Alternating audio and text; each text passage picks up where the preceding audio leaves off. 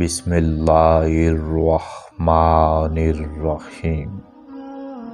اللہ کے پاک نام سے شروع جو بڑا مہربان نہایت رحم والا ہے۔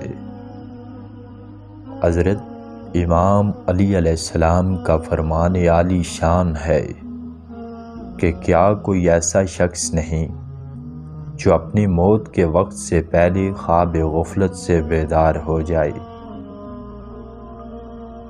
اپنی عمر کو غفلت اور کھیل تماشے میں ضائع اور برباد نہ کر، ورنہ دنیا سے خالی ہاتھ جائے گا۔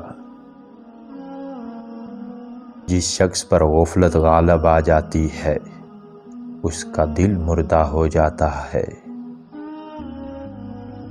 غیبت دوزخ کے کتوں کا طعام ہے اور نہایت مضر چیز ہے۔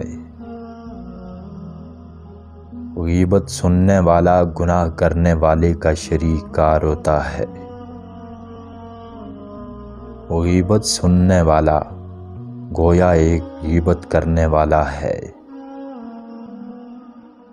برے کام کو مشہور کرنے والا اس کام کے فاعل کے برابر اور غیبت کو سننے والا اس کے بیان کرنے والے کے مساوی ہے۔ تمام لوگوں میں سب سے افضل وہ شخص ہے جس کا نفس گناہوں کی آلائش سے پاک ہو اور وہ غیبت کی طرف راغب نہ ہو۔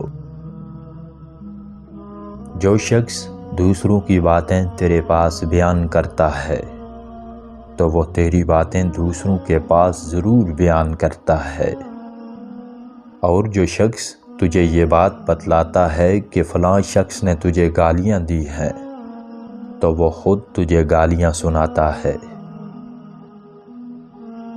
تمام مخلوق میں اللہ تعالیٰ کے نزدیک سب سے مبغوض شخص وہ ہے جو بوڑھا ہو کر زنا کرے۔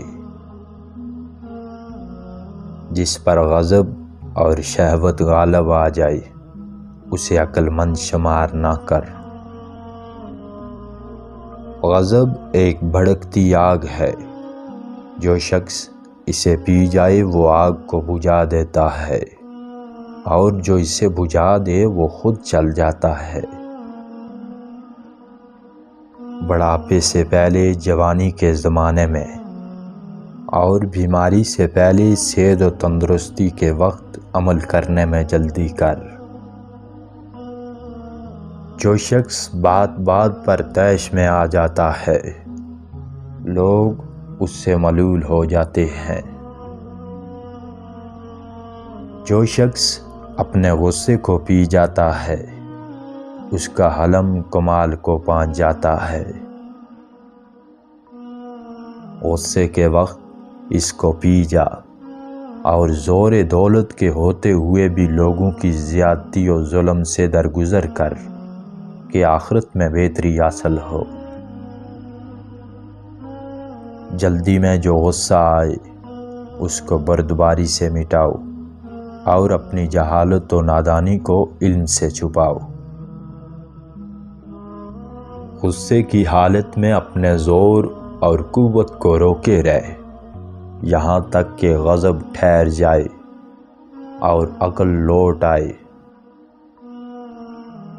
غصہ دلوں کی آگ اور کمینگی نہایت برا عیب ہے۔ وہ شخص شیطان پر فتح پا جاتا ہے جو اپنے غصے پر غالب آ جائے۔